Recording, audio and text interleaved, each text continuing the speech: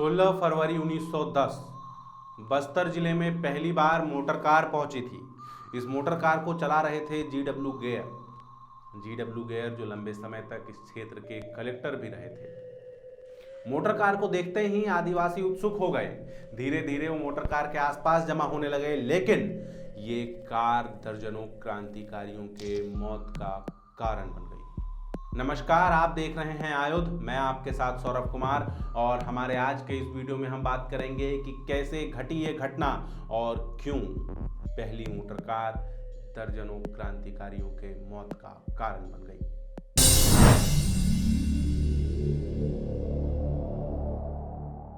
बात फरवरी के शुरुआती दिनों की है।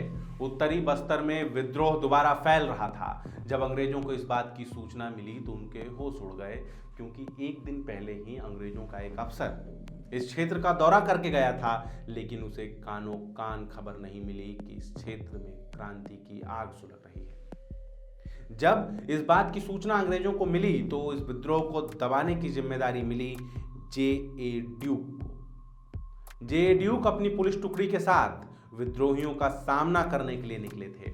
उस समय क्रांतिकारी केशवकाल घाटी में जमा थे। क्रांतिकारियों ने केशवकाल घाटी को अपना ठिकाना बनाया था। जब अंग्रेज टुकड़ी वहां पहुंची तो जे.ए. ड्यूक ने सोचा कि चारों तरफ से घाटी को घेर के क्रांतिकारियों को बंदी बना लेंगे।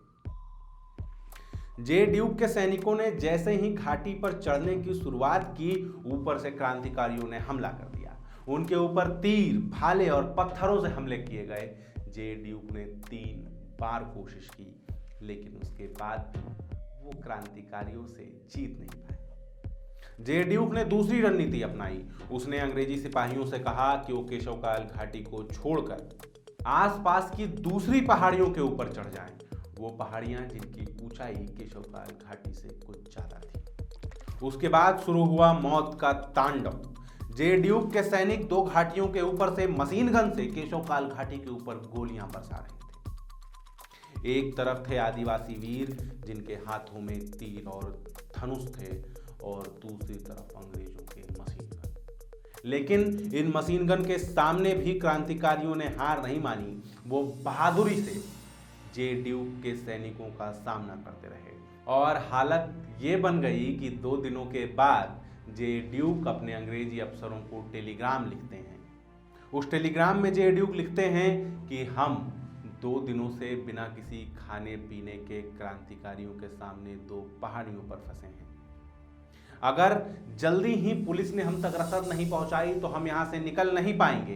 क्रांतिकारी हम पर हावी हो रहे हैं। जब इसकी सूचना अंग्रेजों के हेडक्वार्टर्स तक पहुंची तो उन्होंने मामले को संभालने की जिम्मेदारी जी.डब्ल्यू. गेयर को दी। जी.डब्ल्यू. गेयर के ऊपर भरोसा किया गया, क्योंकि उससे पहले वो बस्तर के कलेक्टर रह चुके थे। वो यहाँ के चप्पे चप्पे से वाकिफ थे। वो जानते थे कि जंगल के रास्ते किस तरफ हैं। वो जानते थे घाटियों की कमजोरी क्या है। वो जानते थे कि आसपास के जनजातियों से बात कैसे की जाए। 12 फरवरी 1910 को गेयर सैनिक टुकड़ी के साथ बस्तर पहुंचे। केशवकाल घाटी पर पहुंचे, जे.ए. ड्यूक के सैनिकों के पास पहुंचे, और वहां पहुंचने के बाद उन्होंने चिट्ठी लिखी कि हमारे पास मौजूद सैनिक काफी नहीं है, हमें और सैनिकों की जरूरत पड़ेगी।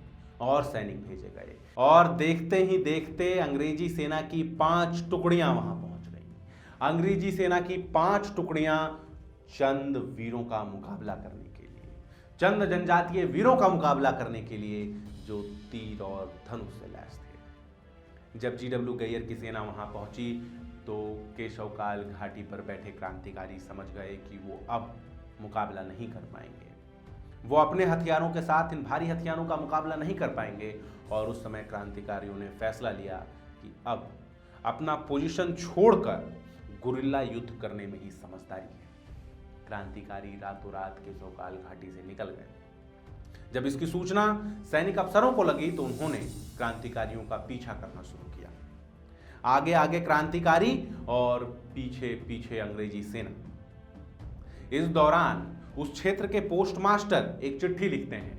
वो चिट्ठी लिखते हैं कि क्रांतिकारियों ने लगभग सारे पोस्ट ऑफिसेस को जला दिया है, सारे सरकारी दफ्तरों के फाइल्स खत्म कर दिए गए हैं, उनके पास कोई लेखा जोखा नहीं है, और अगर इस क्रांति को जल्दी नहीं रोका गया तो ये क्रांति खतरनाक हो सकती है। जे ड्यूक और GW गेयर अपने सैनिक टुकड़ी के साथ धीरे धीरे आगे बढ़ रहे हैं। आगे बढ़ते बढ़ते वो आसना गांव के पास इंद्रावती नदी के पास पहुंचते हैं। उस समय इस नदी पर कोई पुल नहीं था। नदी के एक तरफ सैनिक टुकड़ी खड़ी है और दूसरी तरफ खड़े थे आदिवासी वीर। रास्ते में उनका सामना भी हुआ था, लेकिन जंग जोरदार रही थी। इस बार जब GW गैयर आए तो वो कार में बैठे थे। आसपास के आदिवासियों ने पहली बार कार देखी थी।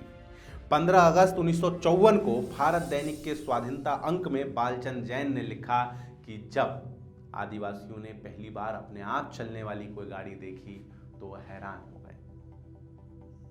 वो उत्सुकता से भर गए और साथ ही उन्हें GW गेयर पे भरोसा भी था, क्योंकि GW गेयर लंबे समय तक इस क्षेत्र में कलेक्टर रहे थे, लोगों से मिलते रहे थे।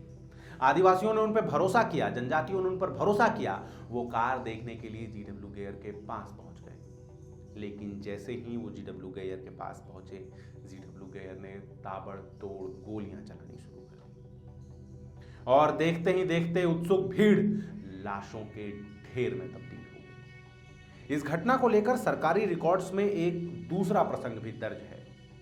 11 अगस्त 1911 को प्रकाशित सरकारी रिकॉर्ड के अनुसार इंद्रावती नदी के किनारे विद्रोहियों और अंग्रेजी सेना के बीच भयंकर मुठभेड़ हुई थी।